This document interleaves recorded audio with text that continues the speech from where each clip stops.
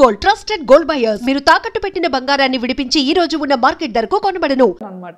ఈయనకి అదే భయం, ఇది మరి టూ మచ్ ఎలా ఉంది అలాగే చెప్పేస్తుంది, పరువు తీసేస్తుంది ఒక దీంట్లో ఉండేది. సో బాగా పాపులారిటీ అయిన తర్వాత నెగిటివ్ కమెంట్స్ రావడం కానివ్వచ్చు, ఇలాంటివి జరుగుతూ ఉంటాయండి నాకు కూడా నెగిటివ్ కమెంట్స్.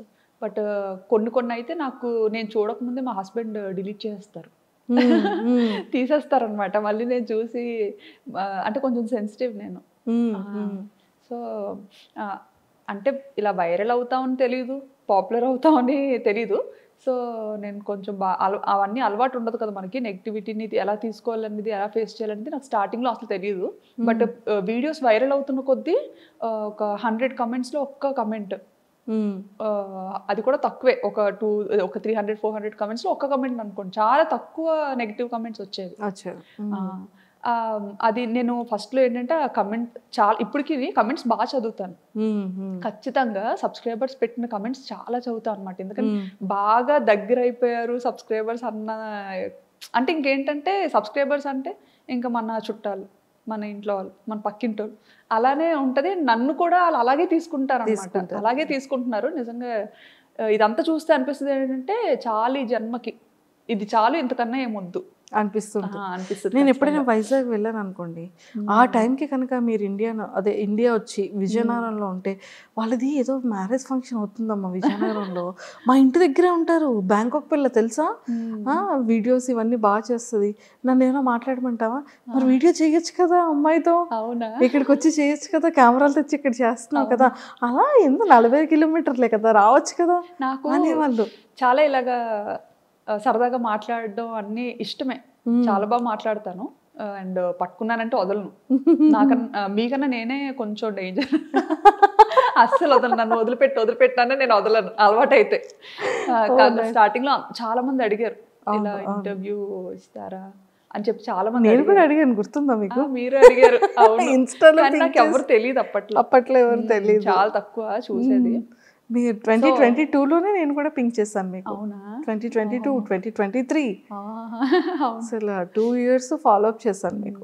చాలా మంది అడిగారు అనమాట, చాలా మంది అడిగారు. బట్ ఏంటంటే నాకు ఇంటర్వ్యూ అంటే భయం ఫస్ట్ థింగ్. ఎందుకంటే చూసారా ఇప్పుడు ఇలా కట్టి కూర్చోబెట్టారు నన్ను, ఇక్కడ తిరగడం అవ్వట్లేదు నాకు. అయ్యో ముందే మాకు తెలుసు, నుండి శుభ్రంగా నడిపించేసి చేసేసే వాళ్ళు. నేను పరిగెత్తించేస్తాను, కెమెరామెన్లు పరిగెత్తలేరండి, షేక్ అయిపోద్ది. మెయిన్ కొంచెం భయం ఉందండి. ఇప్పుడు ఇంకా ఉండదు అంటే చాలా ఫేస్ చేసి వచ్చాం కదా, తగ్గింది కొంచెం భయం, తగ్గింది. సర్లే సరదాగా ఒక ఇంటర్వ్యూ అయినా సరదాగా ఇద్దాం, మా కోరిక నెరవేర్చారు. అయ్యో చాలా థ్యాంక్స్ అండి. అయ్యో సో అలా ఫ్యామిలీతో అంటే ఎప్పుడైనా సరే పేరెంట్స్ ఇంకా వద్దమ్మా ఇంకా ఆపే ఛానల్ అనడం కానీ, లేకపోతే మీరు డ్రాప్ అవడం కానీ అలాంటివి ఏమైనా జరిగాయా? ఎప్పుడు డాడీ అంటే బయటకి ఏది చెప్పరు, ఇది వద్దమ్మా అదే వద్దమ్మా అని చెప్పరు. బట్ ఏంటంటే ఫస్ట్ నుంచి ఒక పద్ధతి గౌరవంతో పెరుగుతాం కదా, సో ఆ భయం నాలో నేనే అనుకునేదాన్ని అనమాట. అమ్మో డాడీ ఏమైనా అనుకుంటారేమో, అమ్మాయి ఇలా బయటకి పబ్లిక్లో కనిపిస్తుంది, యూట్యూబ్లో కనిపిస్తుంది అంటే డాడీ ఏమైనా ఫీల్ అవుతారేమో అని ఒక ఉండేది. అదే మైండ్ సెట్తో నేను నాకు కొన్ని బార్డర్స్ లిమిట్స్ పెట్టుకున్నా అనమాట, ఇవి దాటకూడదు. ఎంత మనం బయట కంట్రీకి వెళ్ళినా కానీ మన పద్ధతి సాంప్రదాయాలు అయితే మర్చిపోకూడదు. ఎందుకంటే మా పేరెంట్స్కి అది చాలా ఇష్టం, అండ్ నాకు అది అలవాటు అయింది, నాకు కూడా చాలా ఇష్టం అనమాట. సో అది మా హస్బెండ్ కూడా, ఆయనకి చాలా ఇంట్రెస్ట్ అనమాట. నీకు ఏది నచ్చితే అది చెయ్యి, అది నీ ఇష్టం, నీకు ఎంతైనా ఖర్చు పెడతాను అని చెప్పి బాగా సపోర్టివ్గా ఉంటారు ఆయన. అండ్ నా తమ్ముడు, మా తమ్ముడు కూడా బాగా, మా మదర్ కూడా, ఆవిడకి సరదాయే. ఎందుకంటే సర్లే అమ్మాయి మన దగ్గర లేనప్పుడు డాడీకి అంత టైం ఉండదులేండి చూసే అంత టైం. బట్ మమ్మీ ఏంటంటే ఇంకా అలాగా ఏం చేస్తున్నారు ఏంటి, ఓకే మనకి అప్డేట్ వస్తుంది అన్న ఇదిలో మమ్మీ ఇష్టపడేవారు. ఓకే బాగుంది, ఎప్పుడు నా కూతురు కనిపిస్తుంది కదా అన్న థాట్లో మదర్స్ ఉంటారు. మా తమ్ముడు కూడా చూసేవాడు, ఎందుకంటే ఆడికి మేనకోడలు అంటే పిచ్చి, చాలా ఇష్టం అనమాట ఆడికి. ఇంకా మా ఫ్యామిలీలో ఫస్ట్ కిడ్ ఇషిత కాబట్టి, సో ఇంకా బాగా చాలా బుద్ధిగా బోండంలా ఉండేది, చాలా క్యూట్ గా ఉండేది అవునవునవును, అసలు ఎవ్వరు వదిలేవారు కాదు. సూపర్. అండ్ అలా జర్నీ అయింది, ఎవ్రీథింగ్ అంతా ఫైన్, చాలా కూల్. అండ్ బిగ్ బాస్కి సెలెక్ట్ అయ్యారు అని 23-24లో తెగ వైరల్ అయ్యింది. యాక్చువల్లీ నాకు కాల్ రాకముందే అందరూ ఎలా గెస్ట్ చేశారో నాకు తెలీదు. నేను ఇండియాకి వేరే పని మీద వచ్చా అనమాట. హాలిడే టైం మాకు అప్పుడు, ఈ జూలై ఆగస్ట్ ఆ టైంలో మనకి హాలిడేస్ ఇస్తారు పిల్లలకి అక్కడ. సో ఆ టైంలో ఇంకా ఇటు వచ్చాము. అప్పటికే మేమేంటంటే ఒక హౌస్ వెకేట్ చేసి వచ్చామన్నమాట. ఇంకా అక్కడ కొన్ని ఇష్యూస్, అంటే వంట చేశానని చెప్పి ఏవో, ఆ వీడియో కూడా చూసాను. ఇంకా చిన్నది ఏమైనా అనిపించిందంటే వెంటనే అక్కడ వెకేట్ చేశారు. మీరు ఆపోజిట్ బిల్డింగ్ లోనే తీసుకున్నారు కదా? ఆపోజిట్ కాదు, వచ్చేసిన తర్వాత ఇంక ఇక్కడ నుండే కాండోస్ని చూసుకొని వేరే కమ్యూనిటీకి వెళ్ళిపోయాం అనమాట. మన ఇండియన్ వంటకాలని ఎవరైతే రెస్ట్రిక్ట్ చేయరో అలాంటి కమ్యూనిటీకి వెళ్ళాము. ఓకే ఓకే ఓకే, అలాంటి కమ్యూనిటీకి వెళ్ళాం. పిల్లలకు కూడా ఆడుకోవడానికి ఉండాలి కదా అన్న థాట్తో. యూజువల్గా ఇండియన్ కమ్యూనిటీలో ఎప్పుడు ఉండలేదు. రీసెంట్గా ఒక 2 years అయిందనమాట ఇండియన్ కమ్యూనిటీకి వెళ్ళి. సర్లే ఎలా ఉంటుందో ఒకసారి చూద్దాం. ఎక్కువ మంది మన తెలుగు వాళ్ళు కూడా కొంతమంది ఉంటారు అక్కడ, పిల్లలు కూడా ఉంటారు, అండ్ వాళ్ళకి ఆడుకోవడానికి చాలా బాగుంటది అని విన్నాను.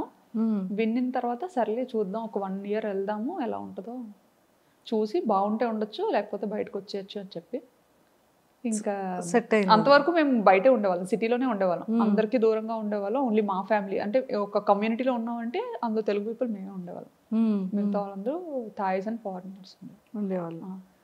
బాబాయ్ అసలు టాస్క్ మీద టాస్క్ మీద. కానీ ఇండియన్ కమ్యూనిటీకి వెళ్ళిన తర్వాత నేను ఇండియాలో ఉన్నానా, నేను థాయిలాండ్లో ఉన్నానా తెలియట్లేదు. అమ్మయ్య ఇప్పుడు బాగుంది. అయితే ఇప్పుడు బాగుంది ఏంటి అంటే ఇండియా కమ్యూనిటీకి వెళ్ళాక, ఇండియన్ కమ్యూనిటీకి వెళ్ళాక అంటే నాకు బ్లాగింగ్కి చాలా డిఫికల్ట్ అవుతుంది అనమాట. నేను సిటీలో ఉండే టైంలో ఏంటంటే నాకు థాట్స్ చాలా డిఫరెంట్గా వచ్చేవి. అండ్ ఇలా బాల్కనీలోకి వెళ్ళి చూసాను అంటే ఎవ్రీ టైం ఏదో ఒక కొత్త థాట్ వచ్చేది. ఇక్కడికి వచ్చిన తర్వాత ఎప్పుడు అంటే దూరం అయిపోతున్నాయి అన్ని, మన కంటికి ఏం కనిపించదు కూడా, ఆల్మోస్ట్ సిటీ అవుట్స్కట్స్ లో ఉంటది. సో ఏంటంటే ఇండియన్ కమ్యూనిటీకి వెళ్ళి బాగా రిలాక్స్ అయ్యాను. అందులోకి సిటీలో ఉండేటప్పుడు కొంతమంది సబ్స్క్రైబర్స్ రావడం కానీ, అంటే డైరెక్ట్గా ఇంటికి వచ్చేయడం కానీ, కొంతమంది ముందే మెయిల్ చేసి ఇలా కలుద్దాం అనుకుంటున్నామమ్మా, ఇలా యూఎస్ నుంచి వచ్చాము, దూరం నుంచి వచ్చాము, కొంచెం పెద్దవాళ్ళు అనమాట. అలా వచ్చి కొంచెం ముందే మెయిల్ అలా చేస్తే ఖచ్చితంగా మీట్ అయ్యేదాన్ని. నాకు చాలా ఇష్టం పెద్దవాళ్ళు. అందరికీ గుర్తొచ్చేది మీరే ఆ టైంలో కదా. సో ఎక్కడి నుంచో వచ్చారు, సరదాగా కలుద్దాం అనుకుంటున్నారు, అది మన అదృష్టం అది అనుకొని మీట్ అయ్యేదాన్ని అనమాట. ఇంకా పిల్లలతో వచ్చిన ఫ్యామిలీస్ ఎవరైనా కాంటాక్ట్ అయినా సరే మనకి ఇన్స్టాగ్రామ్లో మెసేజ్ మాకు కనిపిస్తే మాత్రం ఖచ్చితంగా రెస్పాండ్ అయ్యి కలిసేవాళ్ళం. ఎంతో మందిని కలిసాం అలాగా, చాలా హ్యాపీగా అనిపించేది. మేము కూడా ఇంటికి దూరంగా ఉంటాం కదా, చుట్టాలు ఆలు అంటే మాకు చాలా సరదా ఎవరైనా ఇంటికి వస్తే. సో అలా కలిసేవాళ్ళం. కొంతమంది ఏంటంటే తెలియకుండా వచ్చేసేవారు అనమాట, చెప్పకుండా. మేబీ అంటే అడిగేవారేమో, మరి ఇన్స్టాలో మెసేజెస్ అవి పెట్టేవారేమో, బట్ మనకి ఏంటంటే ఇంకా థౌసండ్స్ ఆఫ్ రిక్వెస్ట్ అలా వస్తూనే ఉండేవి ఎవ్రీడే. సో అవన్నీ ఫిల్టర్ చేసుకోవడం అంటే అది మామూలు విషయం కాదు, చాలా పెద్ద విషయం. సో మేబీ అలా రెస్పాండ్ అవ్వలేదని మరి అలా డైరెక్ట్గా వచ్చేసేవారో ఎలాగో తెలియదు, కానీ నైట్ 9 o'clockకి అలాగా పెద్ద ఆవిడ వాళ్ళ అబ్బాయిని తీసుకొని వచ్చేది కూడా అనిపించింది. కానీ ఫస్ట్ భయం వేసింది, కాకపోతే మేము కిందకు వస్తామేమో, బయటకి వెళ్ళేటప్పుడైనా కనిపిస్తామేమో అని చెప్పి కమ్యూనిటీలో చూసేవాళ్ళు.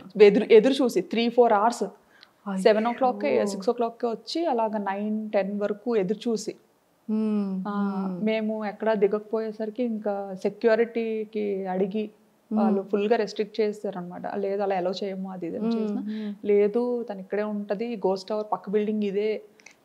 ఆ గోస్ట్ టవర్ ని చూసి వచ్చారంట తను, వాళ్ళ బాల్కనీ నుండి గోస్ట్ టవర్ ని చూపించేవారు.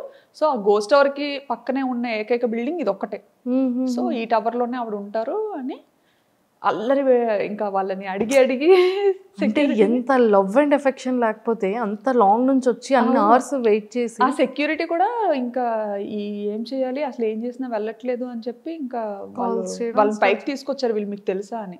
ఓకే ఇంకా ఇలా ఈయన వర్మ గారు డోర్ ఓపెన్ చేయగానే ఇంకా ఆవిడైతే రాజా రాజా అనుకొని ఆ టైంలో భయం వేసింది. ఇప్పుడు హ్యాపీగా ఉంది, బట్ అప్పుడు చాలా భయం వేసింది అనమాట. నేను అప్పుడు రూమ్ లో ఎడిటింగ్ చేస్తున్నాను, బట్ ఆ అరుపులు నాకు వినిపించాయి రూమ్ లో.